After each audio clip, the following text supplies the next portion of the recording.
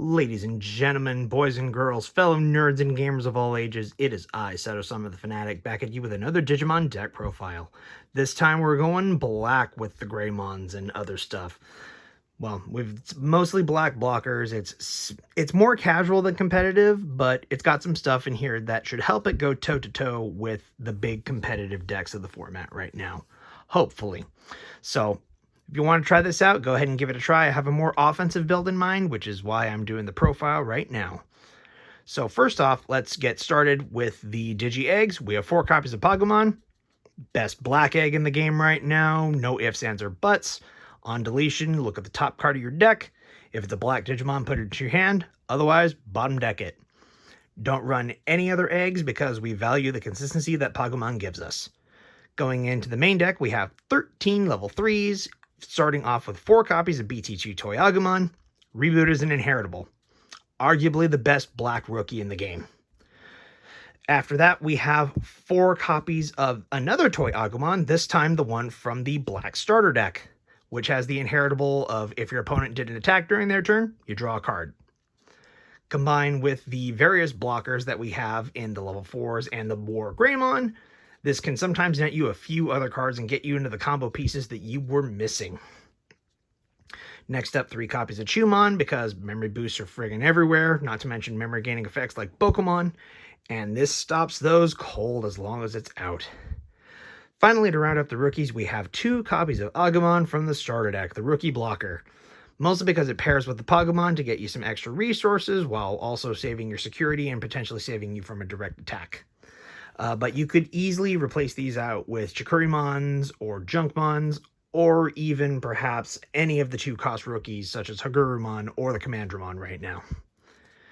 Moving on from there into the 4s, we of course have 4 copies of Greymon from BT2, which if you have Reboot, you have Jamming as an inheritable. I mean, not much else to say, and yes, as some of you may notice, I am rocking all the alt arts for the Agumons, the Greymons, the Metal Greymons, Ties, and the War Greymons from the Classic Collection and the Tournament Pack. So, moving on from Greymon, we have Dark Tyrannomon. It's your standard 1-cost blockers. Nothing more to say there. Mechanorimon, 3 copies of that. Arguably the best blocker in the game. Stops Rookie Rush cold. And if it blocks anything and lives, you unsuspend it. So good. Alright, moving on into the level 5s. We have 4 copies of Volcanomon and 4 copies of BT2 Metal Greymon. Now, Volcanomon is a more recent card that says, as an inheritable, if your opponent has an unsuspended Digimon, you have security attack +1. Metal Greymon gives you security attack +1 if you have Reboot, which will happen if you have the Toy Agumon or if you just Digivolve into the War Greymon, which is the next card we can talk about. Finally, 4 copies for the 6s, 4 copies of War Greymon from BT2, Blocker and Reboot, pretty standard. It's arguably still good to this day. Craniumon might be better. Genkomon might be better. There are other level 6s that might be better in this slot, but it's War Greymon. I love him. And I'd argue he's still a pretty good card. Also love him. 2 copies of Blitz Greymon, because it can digivolve from red or black, meaning you can just put it on top. Piercing with security attack is nuts. Piercing with security attack and jamming is even more nuts.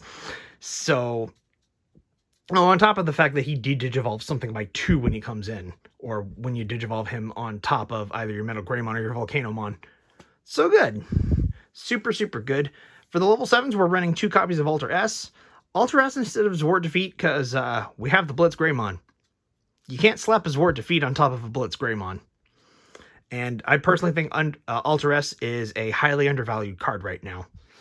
I mean, digivolve everything by 1 and kill all 5Ks or less. It's a nice little board wipe for a lot of decks. Moving on to the Tamers, we have 3 copies of Black Tie from BT2. Extra 1000 DP on Black Digimon during your opponent's turn, making your Mechanorimon even beefier and making it so your War Greymon, yeah, go ahead, try and swing over me with your stuff. I'm big. I'm big. You'll die with me too. Doesn't matter. And speaking of dying, we have 2 copies of Izzy Joe. Izzy Joe basically makes it so, okay, do you want to swarm the board with Digimon? Cool. You'll give me 2 extra memory at the start of my turn. Oh, what's that? You don't? Oh, that's fine. I'll just use this as a deterrent. And also, if one of your black Digimon dies, you draw a card. Again, gain resources when you block and die. For the option cards, we're only running 3 copies of Black Memory Boost because consistency is key, and 2 Iron Fisted Onslaught because arguably it's the best version of Black Gaia Force. These could arguably be Ultimate Flare, but Iron Fisted Onslaught will stop the big boys. And I mean all the big boys. Ultimate Flare won't hit everything. So, guys, that's it. There's some other stuff that you could potentially do with this. You could swap out the Megas, swap out some of the rookies, or whatnot. But overall, this is mostly a fun deck. If you guys want to see a more competitive version, wait until BT8, because Black War Greymon is going to change everything up so much.